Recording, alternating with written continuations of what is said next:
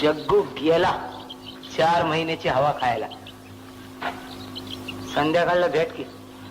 कशाला? जाऊ आपलं पिक्चरला. एक चम्मच. पुन्हा असं काय बा विचारायचं नाही, सांगून ठेवते. हे राणी,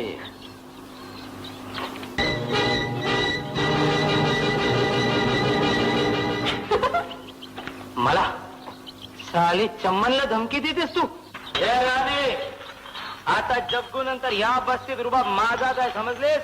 एक जोकर नाही तुझ्या रुबाबाचा कबाब करून अख्खा खाल्ला तर नावाची राणी नाही. दाखवीन. दाखवशील तो बघेन की. जा घरी जा. रद्दी भंगार जुना पुराणा डिब्बा बाटली मोड तोड तांबा.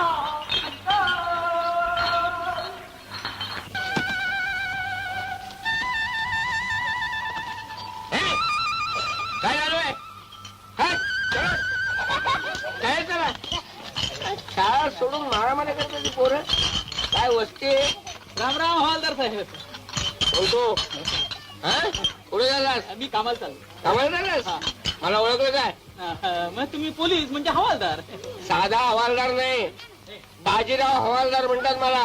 बाजीराव काय? या आझाद नगरवर माझी बदली झालेली आहे. त्या सगळ्या वस्तीला जाऊन तू सांग. तू इथे जातोस ना? हो इकडेच राहतो. मग त्या वस्तीला जाऊन सांग, यापुढे या वस्तीत खून मारामाऱ्या दंगा धोपा चोरी दरोडा हे यापुढे सगळं बंद.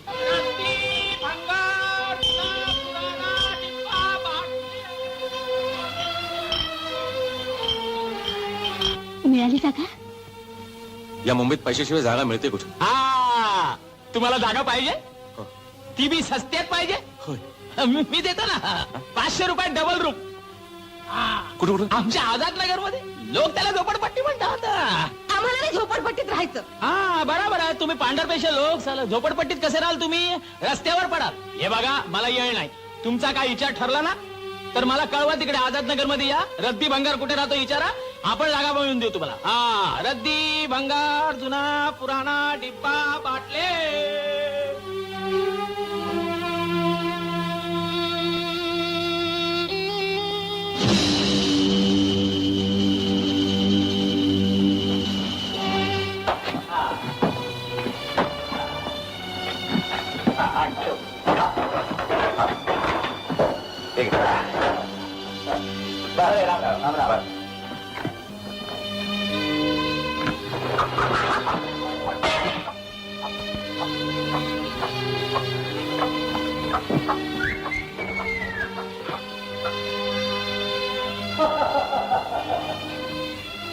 वासू, तू इथे येण्याची घाई केलीस बघ. कर्या ताठा पोरीला घेऊन कसं यायचं इथं? अरे इथे तर गुंड आणि बदमाशांचं राज्य दिसतंय.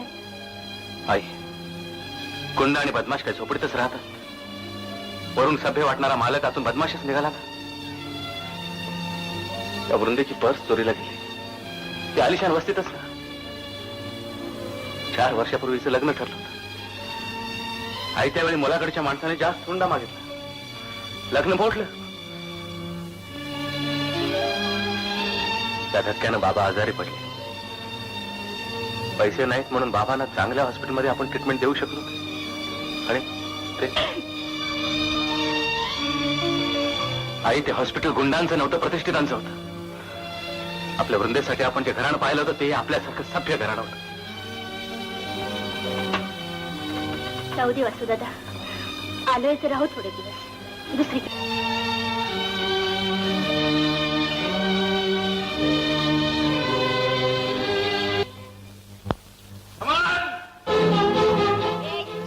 चमचे जग्गूच्या माघार ही झोपडी दुसऱ्याला का दिली रे? बोल. समान, ये सच है?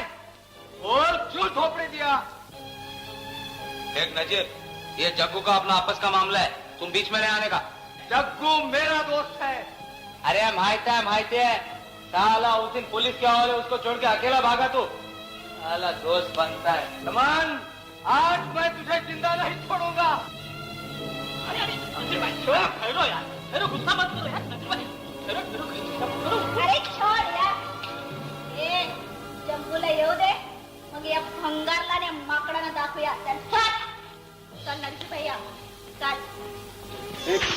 बंगला बनेण्याचा.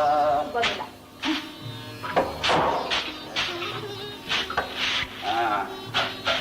आई साहेब, हे तुमचं स्वयंपाकघर आणि हा वृंदाचा आणि आमचा दिवाणखाना. फोटो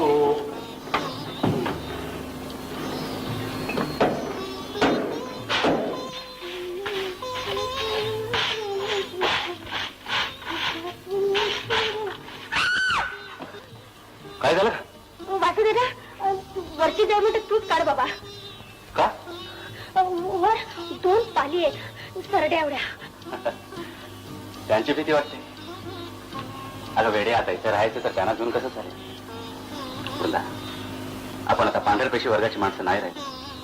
आपणच आपलं रक्षण करायला. अगं आता इथं पाले आणि सरडेच काय, साप आणि विंचू सुद्धा आढळतील. त्यांचं पारिपत्य तू करायलाच हवंस. आणतो झाडू इकडं. नको दादा, तुझ्या बोलण्यानं मला एक प्रकारची हिंमत आली, धैर्य आलं. तोवरच मनातली भीती घालू दे मला. आता बघत तो. सावकाश.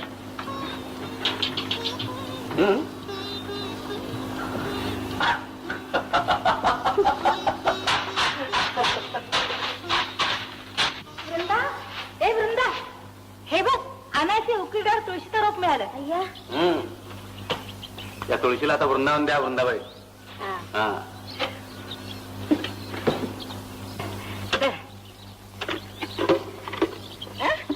हे काय दारू दिसते.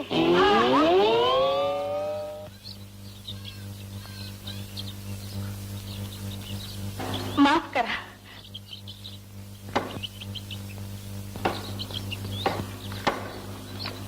काय माफ करा. मी थांबा, मला ठाऊक आहे तुम्ही मला काय सांगणार आहात ते. मी ही बाटली मुद्दाम नाही फेकली, चुकून फेकली. हो. हो, म्हणजे आणि मी चुकून या रस्त्याने जात होतो तेव्हा ही बाटली, तुमची जाणारी बाटली माझ्या पाठीला लागली. हो. होय ना? म्हणजे यात दोष तुमचा नाही, दोष असलाच तर तो माझ्या पाठीच आहे. हो. काय हो? नाही काय? हवालदार साहेब, माझी आई या डब्यात तुळशीचं रोप लावणार होती, पण त्यात ही बाटली निघाली. ही बाटली आमची नाही हा, या घरात पूर्वी कोणी राहत असतील ना त्यांची असेल. आत्ता आलं ध्यानात. यात तुमचा काही दोष नाही असं मला वाटतं.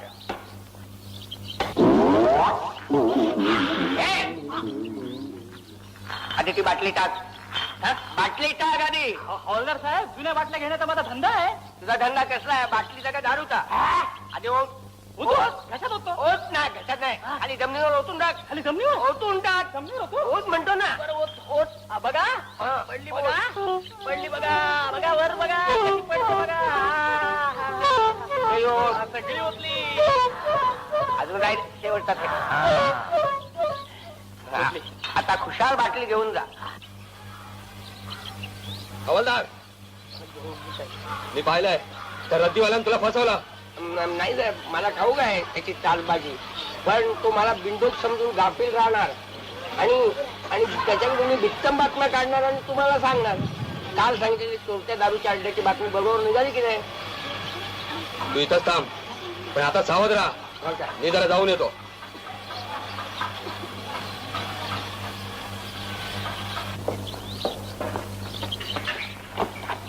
गजरा घेणार? नको. मास्तरीन दिसतीस. हो, नुकतीच नोकरी लागली मला. वृंदा, शाळेत जायचं नाही का? भलत्या सलत्या माणसाशी बोलत बसू नको. भलत्या सलत्याशी? आम्ही काय माणसं ना मोठी आणि सांगणारी. हे पा, आईचं बोलणं मनावर घेऊ नका. आईचं मन लेकीला जपण्यासाठी धडपडत असतं. इथं कुणाला आय हाय आणि बाळ हाय म्हणजे असल्या वस्तीत तुम्ही एकटं राहता? होय, आणि ती पण कुणाला ना भीता. हे पाहिलं, कुणाची टाप हाय माझ्याकडे वाकडा डोळा करून बघायची. गजरा घेणार? अहो, धंदा लई मंदीत हाय, घ्या की. अहो, 8 आण्याचा घ्या. बोनीचा टाइम हाय, 30 पैशाचा घ्या. अहो, 4 आण्याचा तरी घ्या की. नको, हा सुद्धा खर्च आम्हाला परवडत नाही. लवकरात लवकर ही वस्ती सोडून आम्हाला जायचंय. त्यासाठी माझा दादा जास्ती कामं करतो. मीही मास्तराणीची नोकरी करते. जाते मी, उशीर होईल.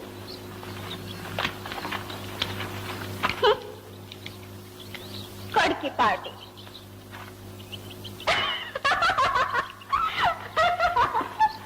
त्याला काय झालं? काय नाही, मज्जा वाटली. कसली? अहो, या वस्तीत दारूची भट्टी लावतात, आकडा लावतात, मटका लावतात, पण तुळशीचं झाड लावणार तुम्ही पहिलंच दिसतात. ये सलाम दिला साहेब, सलाम. हे बघ जगू, तुझी सुटका झाली आहे. एक दिवस उशिरा झाले साहेब. जा, हे तुझं सामान नीट पाहून घे. माझा तुमच्यावर विश्वास आहे साहेब. आणि साहेब हे हे तुम्ही नीट बघून घ्या. हा माझा नाही का? माझी शिट्टी, वामण्याची डबी, आणि चिलीप चिलीप माझी आहे. हे सगळे जिल्ह्यात तू चोर आहे. चोरले नाही साहेब, जशी गरज लागेल ना तशी एक एक उचलत गेलो. आता माझ्याकडे काय नाही आता. चलतो साहेब, फिर मिलेंगे साहेब.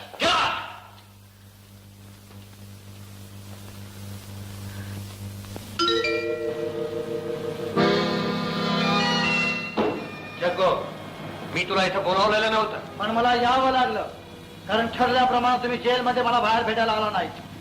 कशा करता भेटायचं आहे? तुम्ही माझे 10,000 रुपये देणार आहात.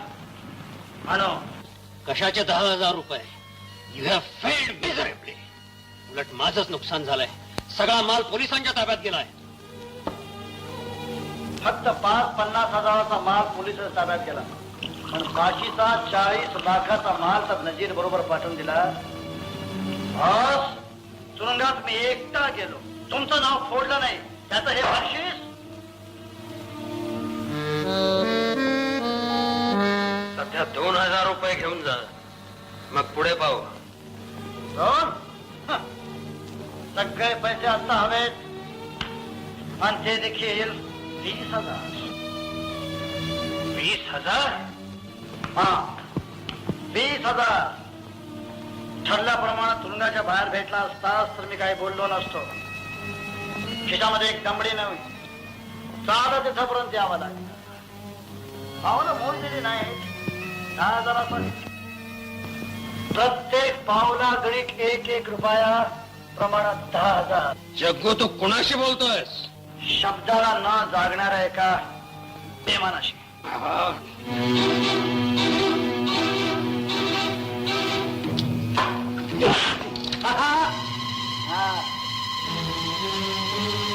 जग्गूला मारणारा अजून जन्माला यायचं. कधी काळी आत्महत्या करायची इच्छा झाली, असं दे तुमच्याजवळ. 8 दिवसाच्या आत पैसे नाही मिळाले तर प्रत्येक दिवसाचं व्याज घेईन 1,000 रुपये. समजला? व्याज? कुणाच्याही जिंदगीचं व्याज त्याचं मरणच असतं. समोर यस बॉस. जग्गूवर नजर ठेव. Yes boss.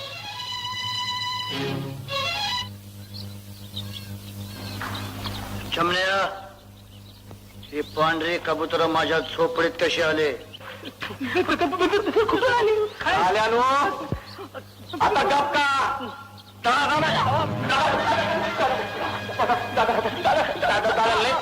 लय कडकी होती दादा, आणि तू बिल होता तर देऊन टाकली खोली. किती पैसे घेतलेस? दादा, यानं 300 घेतले. 300 आणि 200ची भांडी घेतली, आणि माझी झोपडी विकलीत भडवानं. दादा, दादा, तू आल्यावर त्याला ताबडतोब मी घाला नव्हतं. बस आत्ता काढतो त्या लोकांना. अरे भागवत, हे गणपत, हे सोनो, हे झोपडे का असली मारी का? त्याला माझे हा अन्याय मी सोडणार नाही.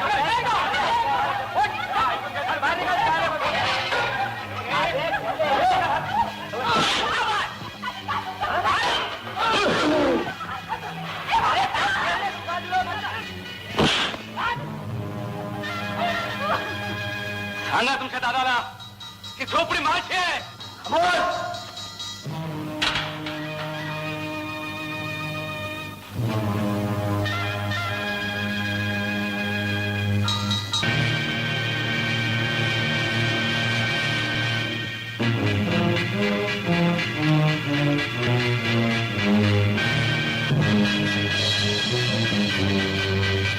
पहा, या झोपडीचे मी 500 रुपये दिले आहेत. 5 लाख रुपये दिले असतील फडव्या. तुम्ही शिवीगाळ करू नका, मी तुमच्याशी सभ्य भाषेत बोलतो. मोठा बॅरिस्टरच लागून गेलास का नाही साल्या?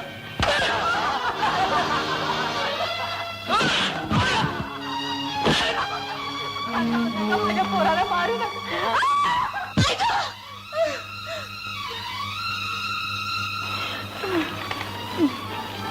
आई,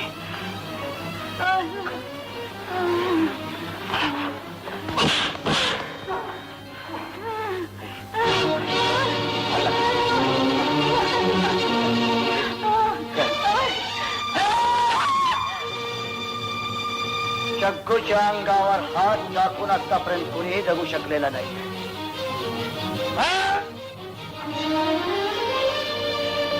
का माझ्या भावाला मारता? तू याची बहीण. जा, तुझ्या बहिणीमुळे तू वाचलास.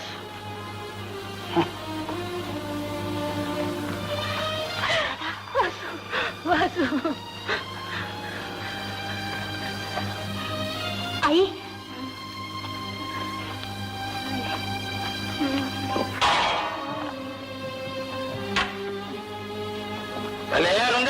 झोपडे काय कर कुठे राहते?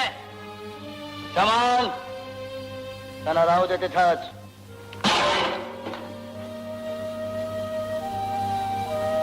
दादा, आणखी 500 रुपये काढू का? नको. 100 नंबरी सोनं झोपडीत आहे. कधीही मोडीत टाकता येईल.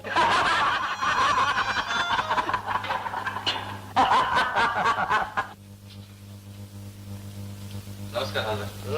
मी आमच्या आझाद नगर मध्ये राहतो. त्यापेक्षा सरळ सांगा ना, मी झोपडपट्टीत राहतो म्हणून. बोला, काय काम आहे? काय नाही हो, आम्ही चक्क पैसे भरून जागा घेतो हा. आणि हे लोक आम्हाला न विचारता आमचं सामान बाहेर काढतात. पण काही विचारायला गेलं तर चाकू दाखवतात. नाव सांगा ते आराम करायचं नाही. त्याला चौकीत आणून 50 फटके मारले तर नावाचा बाजीराव हवालदार नाही मी. नाव हा? हा, मला वाटतं जग्गू. काय तुरुंगातून जगू सुटला? ठीक आहे, जा तुम्ही, मी आलोच.